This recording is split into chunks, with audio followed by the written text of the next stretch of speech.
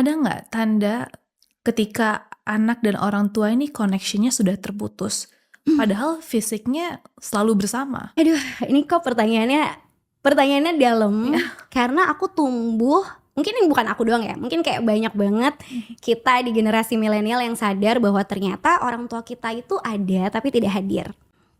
Dan itu sering banget aku rasakan, karena kebetulan aku adalah anak pertama dan adik aku ada 5.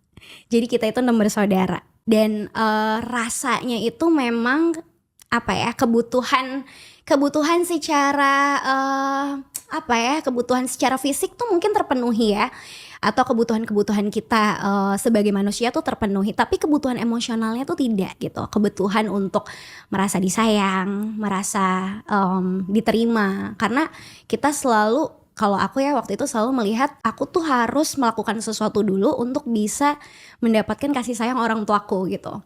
Entah ya tadi aku harus menjadi anak yang berprestasi, aku harus bisa mungkin menang dari lomba sesuatu, baru aku dapat sesuatu gitu.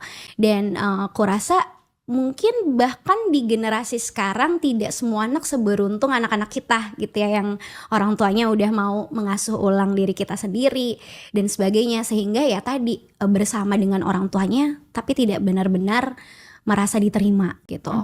Jadi kayaknya kalau misalnya tanda, aku rasa kalau anak-anak di usia dini dan usia masuk ke sekolah dasar ya, ketika dia belum mampu meregulasi emosinya, ketika dia kesulitan untuk mengomunikasikan apa yang dia inginkan, itu tuh sebetulnya udah jadi salah satu tanda.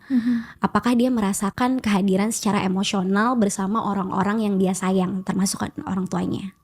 Dan itu aku saksikan sendiri di murid-muridku dulu sebetulnya, ketika aku masih ngajar.